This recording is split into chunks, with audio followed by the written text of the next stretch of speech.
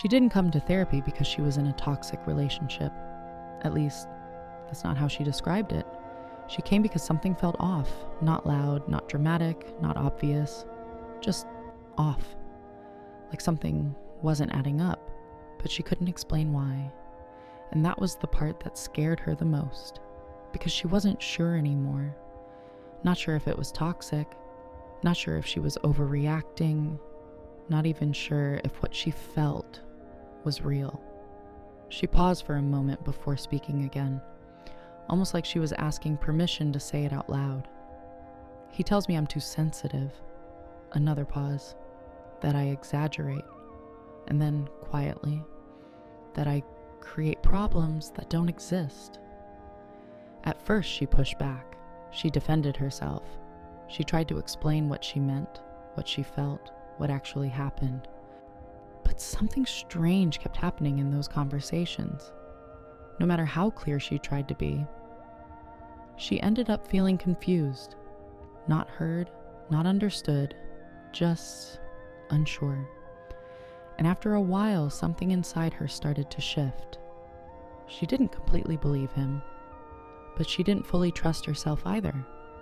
And that space in between, that constant doubt, it became exhausting. Not the arguments, not the tension, but the feeling of losing grip on what was real. Because when you stop trusting your own perception, everything becomes unstable. And that's where her real struggle began. Part 1. When you stop trusting your own perception. Julie was 34, clear-minded, independent, the kind of person who usually knew exactly what she felt and trusted it. She wasn't someone who doubted herself easily. In fact, most people around her would describe her as grounded, rational, emotionally aware. She wasn't reactive. She wasn't dramatic. She didn't look for problems where there were none. So when things started to feel different in this relationship, she didn't question him first. She questioned herself. At the beginning, it was subtle, almost invisible. A small disagreement here, a strange reaction there. Moments that didn't quite make sense, but also didn't seem important enough to focus on. She would say something simple, something honest. That hurt me. Not accusing, not attacking, just expressing. And instead of being heard, the response would shift the entire conversation. That's not what happened. Or, you're misunderstanding. Sometimes even, you always do this. And suddenly the focus was no longer on what she felt, or what actually happened. It became about her reaction, her tone, her interpretation, her pattern. At first she tried to stay calm, to explain, to clarify. Maybe she didn't say it clearly enough. Maybe she used the wrong words. Maybe he just didn't understand what she meant. So she tried again, and again, and again. But each time something strange happened. The more she explained, the less clear things became. The conversation didn't move toward resolution. It moved toward confusion. She would enter the discussion feeling certain about what she felt, certain about what she experienced, but she would leave it feeling unsure, second-guessing herself. She replayed the situation in her mind, trying to figure out where she got it wrong. And slowly, without even noticing it at first, her focus started to change. She stopped asking, "Why did that hurt me?" and started asking, "Was I wrong to feel hurt?" That shift seemed small, almost insignificant, but it changes everything. Because now, instead of trusting her emotional response, she was analyzing it, questioning it, doubting it, and the more she did that, the weaker her internal reference became. At one point, she told me something that stayed with me. I used to be so sure of myself. Not in an arrogant way, but in a quiet, stable way. She knew when something felt right. She knew when something didn't. Now, she wasn't sure anymore, even in simple situations, even outside the relationship. She started hesitating more, overthinking small decisions, replaying conversations long after they ended, looking for mistakes, looking for signs that she had misunderstood something again. And the most confusing part? There was no clear moment where everything changed. No big event, no obvious turning point. Just a series of small interactions that slowly reshaped how she saw herself. Because when your reality keeps getting questioned, you don't just question the situation, you start questioning yourself, your memory, your perception, your emotions. And once that happens, you don't need someone else to create doubt anymore. You start doing it on your own. And that's when it becomes really hard to see what's actually happening, because the confusion doesn't come from outside anymore. It feels like it's coming from you.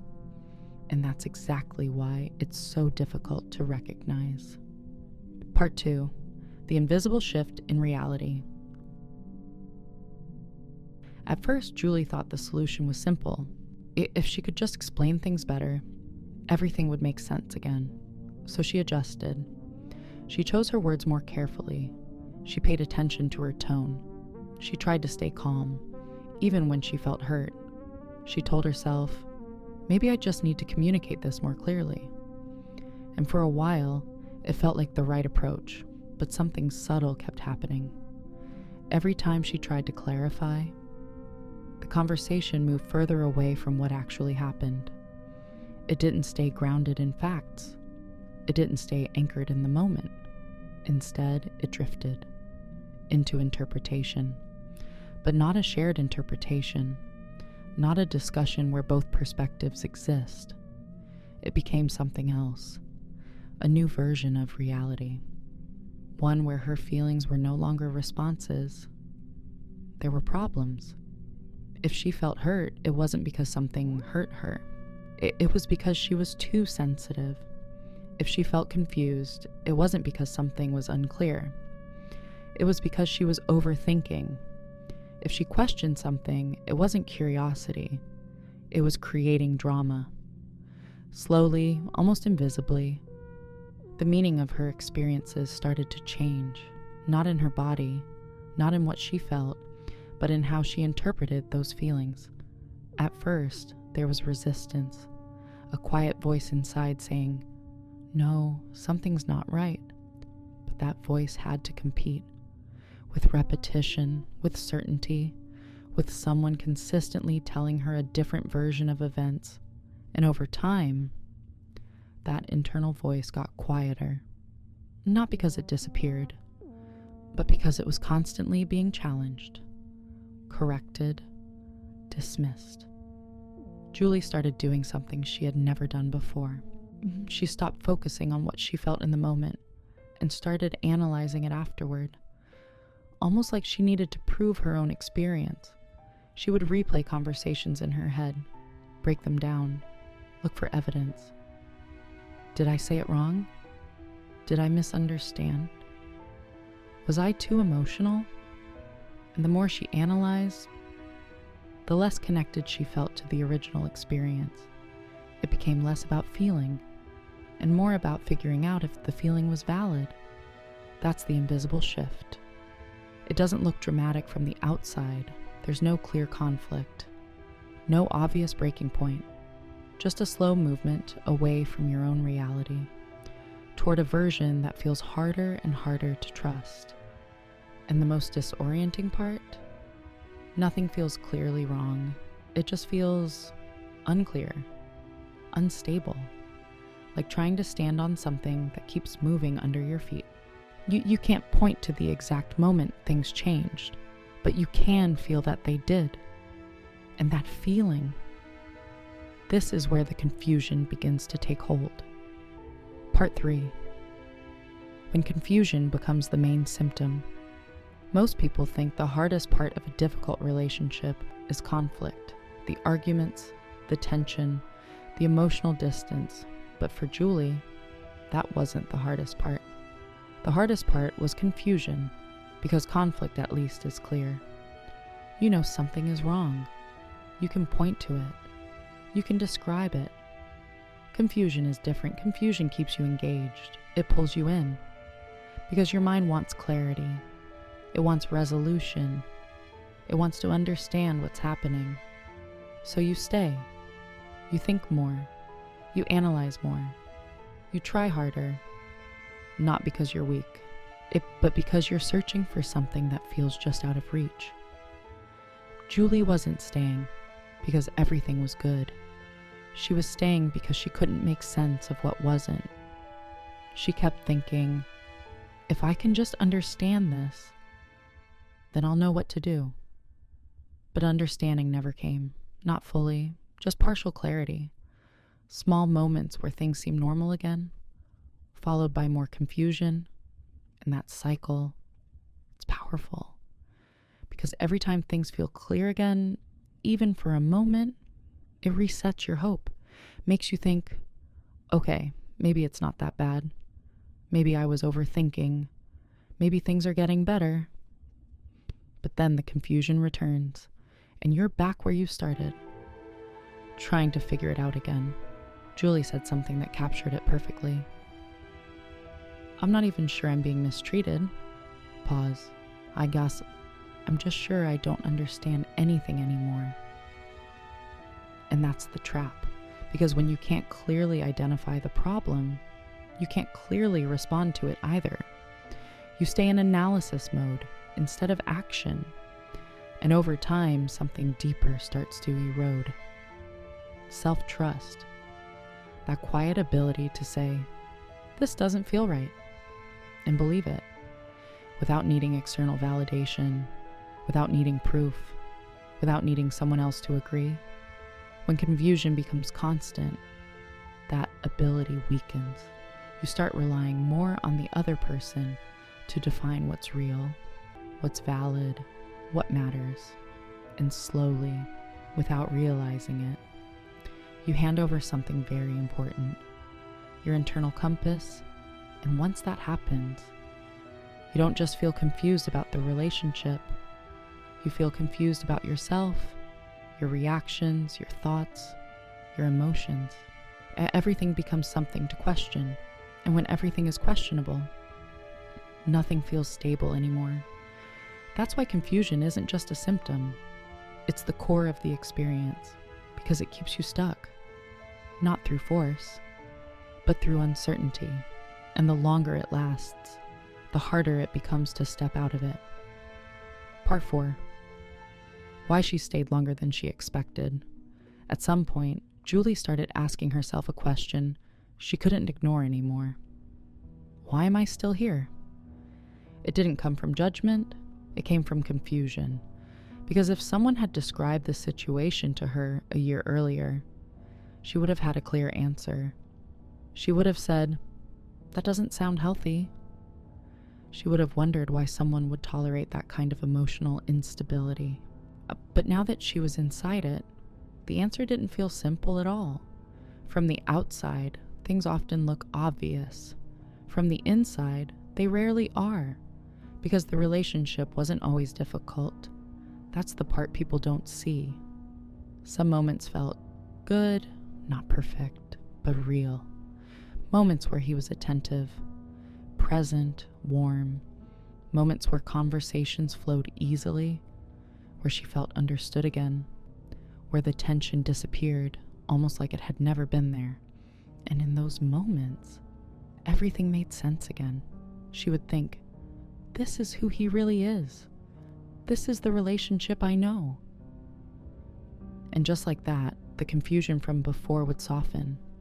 Not disappear completely, but fade enough to make it feel manageable. Those good moments weren't constant. They didn't last forever, but they didn't need to.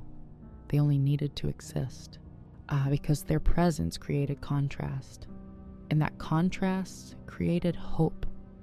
Hope that things could go back to normal. Hope that the difficult moments were temporary. Hope that if she just stayed patient, stayed understanding, stayed calm, the relationship would stabilize. She wasn't holding on to what the relationship was. She was holding on to what it had been. and what it could be again. That's what made it so hard to leave, because leaving didn't feel like walking away from something bad. It felt like giving up on something that still had potential, something that still showed glimpses of connection, of closeness, of something real. And those glimpses were powerful. They kept her emotionally invested, even when the confusion returned, even when the same patterns are repeated. She would tell herself, every relationship has ups and downs. No one is perfect. Maybe this is just a phase. And on some level, those thoughts made sense. They sounded reasonable, balanced, but there was something deeper happening underneath, something less visible. Each time things got better after a difficult moment, it reinforced the idea that staying was worth it, that the struggle had meaning, that the discomfort would eventually lead to stability, but that stability never fully arrived. It only appeared in moments, then disappeared again. And each time it disappeared, she found herself trying a little harder to bring it back, adjusting more, explaining more, giving more, not because she didn't see the problem, but because she believed it could still be fixed. And slowly, without realizing it, her focus shifted again, from asking, "Is this right for me?" to ask, "How can I make this work?" That question changes everything, because now, instead of evaluating the relationship, you're working to maintain it, even when it's costing you something, even when it's draining you, even when it's slowly disconnecting you from yourself. Julie didn't stay because she didn't see the issues. She stayed because the good moments made the issues feel temporary, because hope kept interrupting clarity, because the relationship never looked completely broken, just unstable. And instability is harder to walk away from, because it keeps you waiting, waiting for things to settle, waiting for things to return, waiting for things to make sense again. But that waiting, it has a cost. And over time, that cost becomes harder to ignore. Part 5. The psychological mechanism behind the bond. What Julie was experiencing wasn't random. It followed a pattern, a very specific one, even if she didn't see it clearly at the time. Because when you step back and look at the relationship as a whole, you start to notice a cycle, not a straight line, not a steady progression, a loop. It usually began with tension, something small, a comment, a misunderstanding, a moment where something didn't feel right. Then came the confusion. The conversation didn't resolve anything, the shifting of focus, the questioning of her reaction, that feeling of not being fully understood. Then, after a while, relief. A moment where things softened, where the connection came back, where he was kind again, attentive again, where everything felt normal, almost peaceful. And just when she started to relax again, reconnection, a sense of closeness, of emotional intimacy, of we're okay, until the cycle started again. Tension, confusion, relief, reconnection, over and over. At first, it just felt like a relationship with ups and downs. But over time, her brain started to adapt to this pattern. Not consciously, not intentionally, biologically. Because the human brain is wired to respond to contrast, to relieve discomfort, and when relief follows tension, it feels stronger, more meaningful, more rewarding.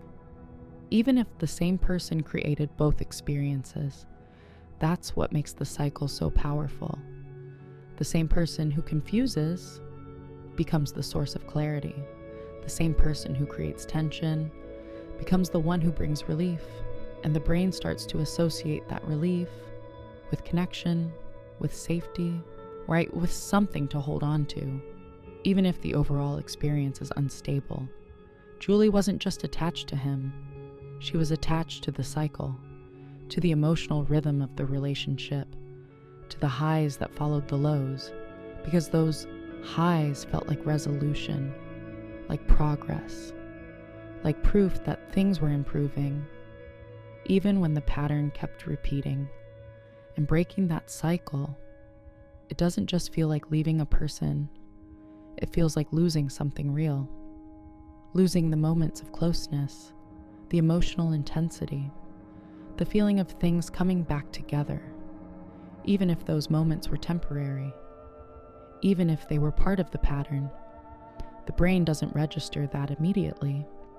It registers the relief, the connection, the sense of we're okay again.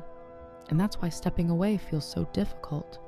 Race pride, because you're not just walking away from pain, you're also walking away from relief, from hope, from those moments that made everything feel worth it, even if only for a little while. Julie started to notice something important when we explored this. It wasn't just that the relationship had good and bad moments.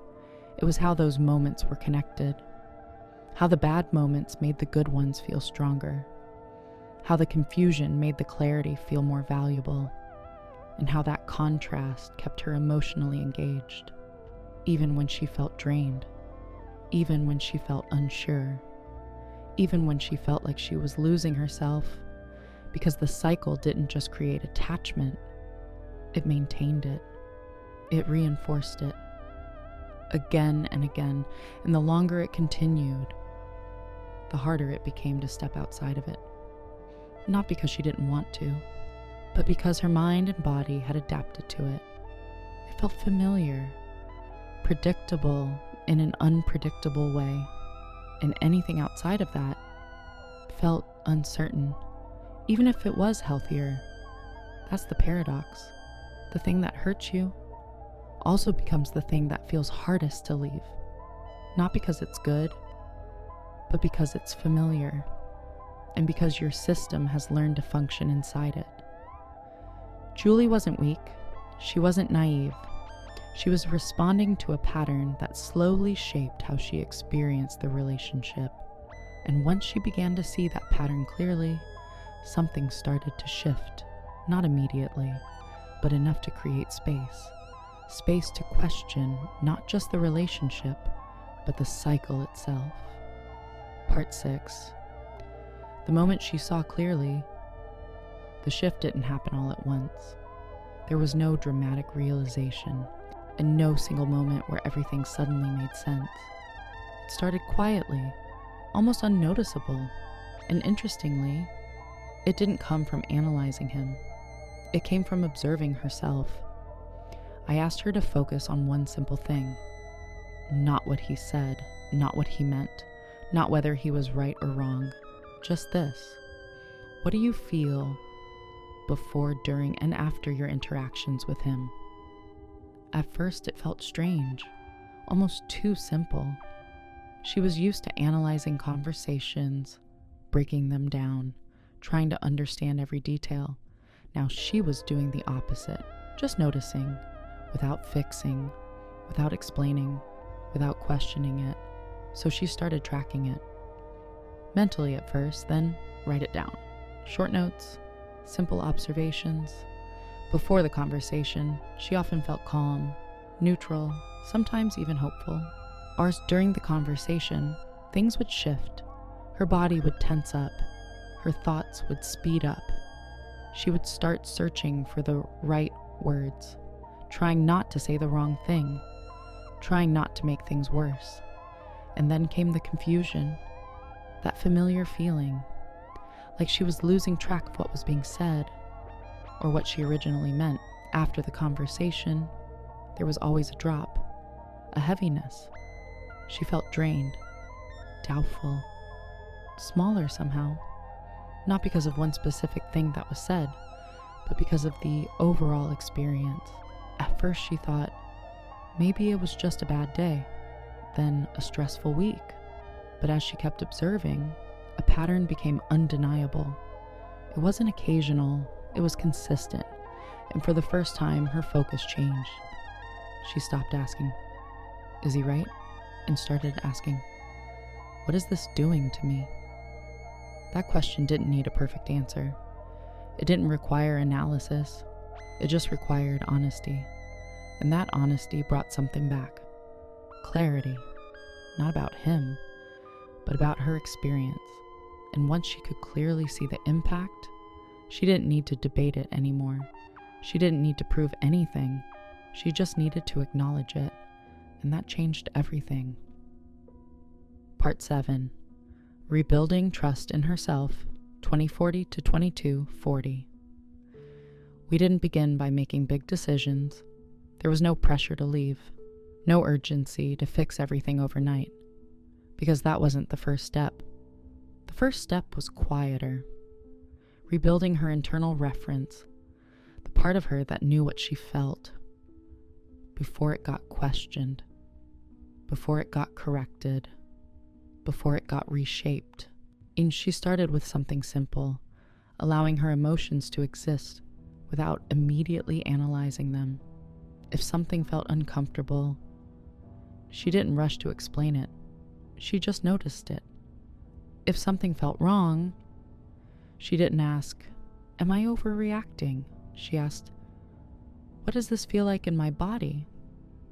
It sounds small, but it was a huge shift, because she was no longer filtering her experience through someone else's interpretation.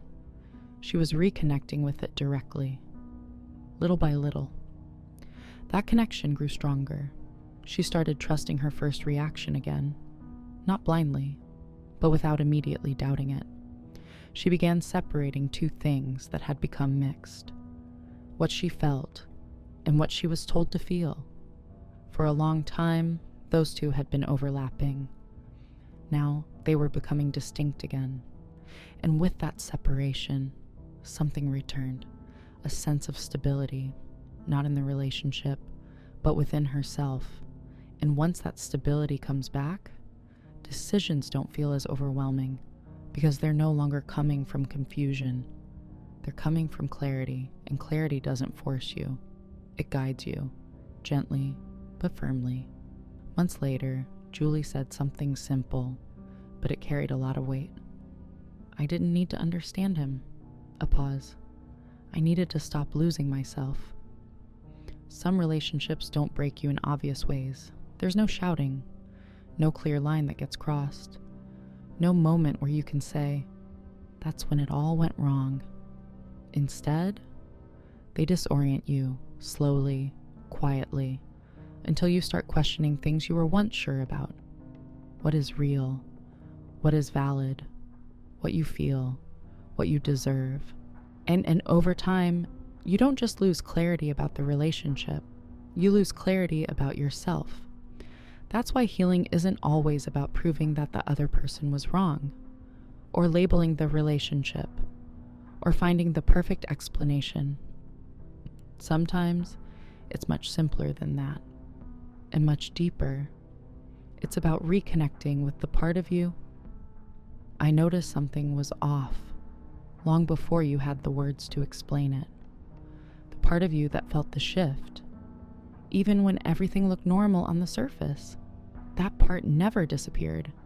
It just got quieter, covered by doubt, by confusion, by repeated questioning. And healing is a learning to hear it again, to trust it again, without needing permission, without needing confirmation. Because the moment you reconnect with that part of yourself, things start to make sense again. Not all at once, but enough. Enough to feel grounded. Enough to feel clear. Enough to take the next step, whatever that step may be. And this time, not from confusion, but from a place that feels like you again.